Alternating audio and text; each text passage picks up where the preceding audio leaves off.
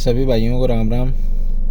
सबसे पहले मैं आपको नेक्सा से संबंधित जानकारी ये देना चाहता हूँ कि जो 7 तारीख को नोटिस प्राप्त हुए हैं, जिन लोगों को नोटिस नहीं मिले हैं वो लोग अपने FIR नंबर कि हमारी FIR ये थी, इसके हमने FIR इस व्यक्ति के ऊपर करवा रखी थी। जैसे ऊपर का मतलब आपकी FIR किसी और के नाम से थी, आप उस FIR के अंदर परिवादी हो या आपका भी नाम उस FIR के अंदर है, इसका मतलब आपको भी वो नोटिस मिला है, लेकिन आपके ऊपर वाले ने आपको नोटिस नहीं दिया होगा। नोटिस में जाना इसलिए ज़रूरी है क्योंकि अगर आप नोटिस में नहीं जाते हो तो आपकी FIR क्लब हो जाएगी। क्लब होने का मतलब है कि एक जगह कर दी जाएगी 69 नंबर FIR के अंदर, फिर एक ही FIR के अंदर आपकी सारी FIR क्लब हो जाएंगे। आप जोधपुर से हो, अलवर से हो, जहाँ से भी हो, आपको केस लड़ने के लिए जयपुर ही आना पड़ेगा। दूसरी चीज़, 69 नंबर FIR में ऑलरेडी दलीप ओड़ा ने राजीनामा कर लिया है, तो आप वाली में आप ना चाहते हुए भी आप वाली में जमानत हो जाएगी, राजीनामा हो जाएगा। ये लोग अब क्या कर रहे हैं, घर घर जा रहे हैं, मतलब एक भिखारी की तरह। ये चोर तो हैं ही, नरेश काजला, रुगाराम, मदन गढ़वाल, संजय पिलानी, ये सब लोग आपके घर घर जा रहे हैं, आप लोगों से वकालतनामे साइन करवा रहे हैं, आप लोगों से शपथ पत्र ले रहे हैं। सबसे पहले वो नोटिस अपने वकील को दिखा लेना, ना मेरी मानो, किसी की मत मानो। अपने किसी भी जानकार एडवोकेट को बुला के उस नोटिस की अहमियत पूछो कि उस नोटिस में क्या है, क्यों आपका जाना ज़रूरी है, क्यों उस नोटिस का विरोध करना ज़रूरी है। आपको वो अच्छे से बताएगा, क्योंकि मैं कुछ बताऊंगा वो बोलेंगे ये झूठ बोल रहा है, वो कुछ बताएंगे मैं बोलूँगा वो झूठ बोल रहे हैं। उससे बढ़िया क्या, आप लोग अपने एडवोकेट से राय लो कि सर हमें इस तरीके का ये नोटिस मिला है, हमें इसमें क्या कार्रवाई करनी चाहिए या करनी चाहिए या नहीं करनी चाहिए। अब बात आती है कि ये लोग घर घर जाते हैं कि साहब हम राजीनामे से हिसाब करवाएंगे, राजीनामे से हिसाब करवाएंगे। हमें किसी से कोई प्रॉब्लम नहीं है, आप राजीनामा करो। हम खुद कह रहे हैं आप राजीनामा करो चला के। एक बार राजीनामे का मतलब समझ लो पहले क्या होता है। राजीनामा का मतलब ये होता है कि आप साहब हमारा हिसाब कर दो, हम राजीनामा करने के लिए तैयार हैं। मैं सभी को यही कह रहा हूँ कि आप राजीनामा कर लो। मैं ये नहीं कह रहा आप कोर्ट में धक्के खाओ, मैं तो कह रहा हूँ आप राजीनामा करो, लेकिन अपना पैसा लेके करो राजीनामा। भाई साहब पैसा लेके राजीनामा होता है, जो आपने खोया है वो वापस मिले आपको, उसी को राजीनामा बोलते हैं। उसके बाद में ये लोग आपको बोलते हैं कि साहब पैसा नहीं है हमारे पास, वो तो जेल में है। चलो कोई बात नहीं। नरेश काजला, रुगाराम तो वैसे भी कुछ दिन का मेहमान होगा। नरेश काजला, मदन गढ़वाल, संजय पिलानी, ये जो लोग आ रहे हैं इनसे स्टाम्प पे लिखवाओ आप कि साहब हम नेक्सा एवरग्रीन में ये पैसा हमने इन्वेस्ट किया था, इस पैसे की जिम्मेदारी ये व्यक्ति ले रहा है, इसके बदले में एवज में ये चेक दे रहा है। उनसे चेक लो आप। ये बोल रहे हैं किसी को, मेरे बहुत से जानकार हैं जिनके पास ये गए जुगल किशोर के चेक दे रहे हैं। कौन है Jugal Kishore? Nexa evergreen company में मुजरिम है जुगल किशोर, वो ऑलरेडी जेल चला जाएगा। उसके चेकों का क्या कर लोगे आप लोग? भाई वो अगर जेल चला गया तो आप उसके चेकों का क्या करोगे बताओ, क्या कार्रवाई करोगे? वो मुजरिम है ऑलरेडी इस केस के अंदर। हज़ारों बीमारी है उसके अंदर, उस व्यक्ति के अंदर। 70 साल का वो कल टपक जाएगा। कहाँ किससे ले लोगे आप पैसा? आपको अगर इन चोरों पे विश्वास है जरा सा भी, जो व्यक्ति राजीनामा करना चाहता है वो एक बार नरेश काजला, मदन गढ़वाल, इनसे स्टाम्प पे लिखवा के या इनसे चेक मांग के देख लो, आपको इनकी हकीकत सामने आ जाएगी। अगर इन चोरों को, उन चोरों पे पूरा भरोसा है तो ये अपना चेक क्यों नहीं दे रहे राजीनामे के बिहाफ पे?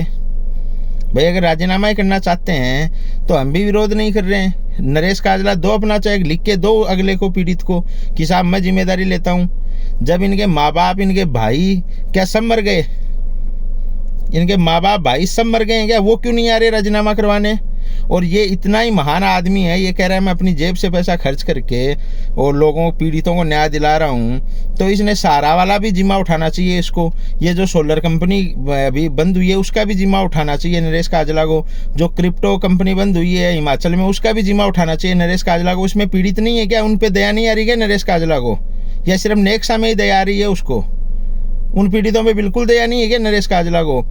कुछ तो दिमाग लगाओ, सोचो। एक बार आप लोग जो राजीनामा कर रहे हैं वो इससे अपना चेक मांग के देख लो कि नरेश काजला हमें तो तू दे तेरा चेक, हम राजीनामा कर लेंगे। उसके बाद में आप लोग बताना कि इसका क्या रिस्पॉन्स आता है। उसी रिस्पॉन्स पे आप लोगों को जवाब मिल जाएगा कि ये क्या चाह रहा है। अगर इसको उन पे विश्वास है, मेरे को अगर किसी पे विश्वास है पूरा, और मैं उसके बिहाफ पे अगर किसी से कुछ कार्रवाई करवा रहा हूँ तो मैं उसकी जिम्मेदारी भी लूँगा। जिम्मेदारी लूँगा तो मुझे डर किस बात का है? ये लोग तो बोल रहे हैं ना कि हमें बोल दिया कि हाँ पैसा दे दूंगा बाहर आते, हमें तो बोला नहीं। और बोलने से क्या होगा? अगर वो अभी आज उसने ये बोला बाहर आके पैसा दे दूंगा, कल बाहर आके मना कर देगा, क्या बिगाड़ दोगे आप लोग? क्या है आपके पास? आपने हाथ तो पहले कटवा लिया, अपनी FIR वापस ले ली, शपथ पत्र वापस ले लिया, आप शपथ पत्र दे दिया उसको, क्या कर लोगे आप उसका? बाहर आके अगर एक बार सपोज करो आपको मना कर दिया, अपने वकील से राय लेके देखो आप कि अगर उसने आपको मना कर दिया कि बाहर आके पैसा नहीं दिया या फरार हो गया, कुछ भी हो गया, तो क्या कर लोगे आप लोग? गोपाल दूधवाल कहाँ है? 4.5 करोड़ रुपए थे उसके अकाउंट में, क्यों नहीं आया सामने वो अभी तक? नरेश काजला तो बीच में बिठा के हिसाब करवा रहा था ना, तो गोपाल दूधवाल को बिठा बीच में, करवा 4.5 करोड़ का हिसाब।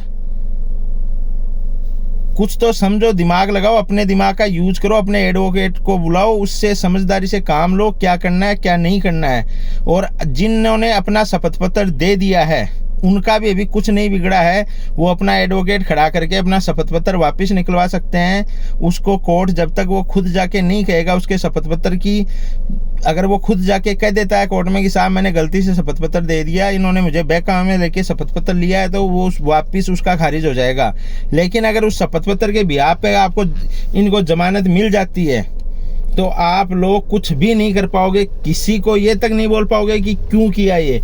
और कर कौन रहे हैं आप? ये एक चीज़ देखो, नरेश काजला सबसे पहले इसने जो FIR करवाई वो FIR उन लीडरों से करवाई और पीड़ितों को उन FIR में नीचे डाल दिया परिवादी के तौर पे। तो आप आज वो जो लीडर हैं वो ये तक नहीं बता रहे कि नोटिस आया है। नीचे वालों को, बहुत से लोगों को यही पता नहीं है नोटिस आया है। तो मैं ये कहना चाह रहा हूँ कि अभी भी टाइम है, अपनी लड़ाई लड़ो। पैसा तो खो दिया, लेकिन इन चोरों को तो आज़ाद मत घूमने दो कम से कम। अगर जैसे कल साहब ने एक बात बोली थी माल सिंह जी ने कि किसी का मर्डर हो जाता है तो क्या राजीनामा कर लोगे आप लोग कि मर्डर कर दिया साहब, मरा हुआ तो वापस आएगा नहीं, अब राजीनामा कर लेते हैं, इसको सज़ा दिला के क्या कर लेंगे अपन लोग। लेकिन फिर भी सज़ा दिलाते ना एक न्याय के लिए। तो क्या इन्होंने तो लोगों को मारा, ये जीते जी मार दिया, पूरे परिवार तहस नहस कर दिए इन चोरों ने, और फिर आप लोग राजीनामा कर रहे हो उनसे। अरे तुम फौजी हो, समझदार हो 70 से 80%, कुछ तो दिमाग यूज करो अपना।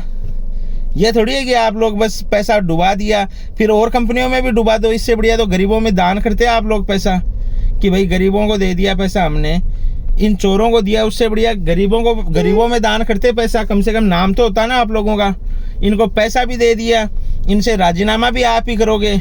ये कौन सा मतलब न्याय है? ऐसा कौन सा राजीनामा ऐसा होता है कि ये लोग आपको कुछ नहीं लिख के देंगे लेकिन आप लोगों से सब कुछ लिखवा लेंगे? ये अपना दिमाग यूज करो।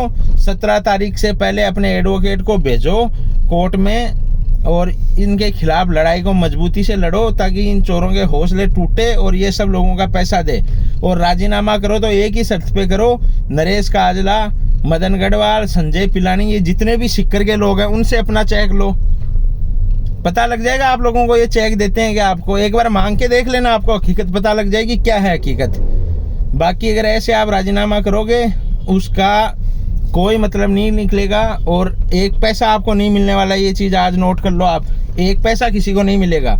नरेश काजला बोलता है मैंने किसी को पैसा नहीं दिया, 13 लाख मेरे को दिया इसने, उसको बोला इसने चंदा इकट्ठा करके दिया। 5 लाख इन्होंने एक पीड़ित व्यक्ति को दिए जिनके 35 लाख लगे हुए थे। डॉक्टर विनोद की लुगाई पुष्पा के अकाउंट बैंक ऑफ बड़ौदा से 2 लाख एक, 2 लाख एक और 1 लाख एक पैसा ट्रांसफ़र किया।